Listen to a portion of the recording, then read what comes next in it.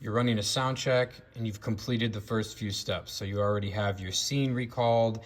You've adjusted it by recalling the correct presets, such as for like, this is the vocals and it's the wireless mic. You can tell because it's color coded green. You have your wired mic is color coded blue, and they all have a gain. You've already done your gain set. So those are your vocalists. And you've also checked to make sure that you're hearing signal out of your main left right. Good. So that's the first step. The next step is running monitors. And to run monitors, the simplest thing I like to do is, let's say you've made your custom layer here where you have all the people that you're mixing on one screen. That's the ideal. And you can adjust those in config. I can show you another time how to make it so everything's in one of these banks. But for now, let's say the bank is how you want it. And this one, all of our inputs that we're gonna be mixing are right here on this first bank. When you're mixing, you would have all of these at about 0. And then the gain stage that you did would be bringing all of your gain levels to a point where they're at 0 and it's about what you would want to hear. It fills the room. We're doing it a little different on this digital mixer. There's 2 philosophies. In this one, we're going to config. We're letting the auto gain do it. And the auto gain makes it so that it gets up into the green. It gets up into the green. Typically around the 0 point is what you want. So according to that philosophy, we're back at the fader, and these are all at different points, but the faders are all set for your inputs to be main left right.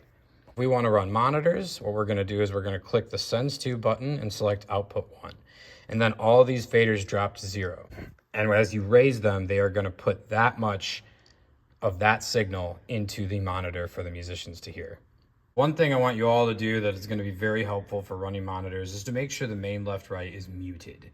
And instead of turning all these down or going and individually pressing every mute on every single one, I've just set up that hotkey right there. And if you want to know how to do that, you go to config, control and network, and you tap that button and you can choose what you want it to do. And I chose mute, and then I chose main LR. So now every time I touch that, it mutes.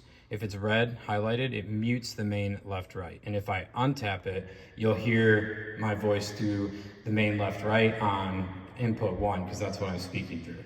So we're gonna press that red button, which will mute the main left right. And then when you hear my voice through the system, you'll know it's going through whatever output source that we select. So here's the sends to, you're gonna click that. You're gonna choose output 1. All those faders are gonna drop because this is a different output source. And as soon as you start raising this, you're gonna hear the speaking in the monitor system. This is the monitor system, which you should be hearing more from the right side because that's where the monitor is, right there. And having that number 2 program to mute the main LR just guarantees that wherever you're hearing the signal source from, if you're running monitors, you mute that 2, and you know that whatever you're hearing now is from output 1 or the monitor 1. And that's going to help you, and it's going to help your musicians know that this is the sound coming from their monitor, and it's going to help you calibrate so much better.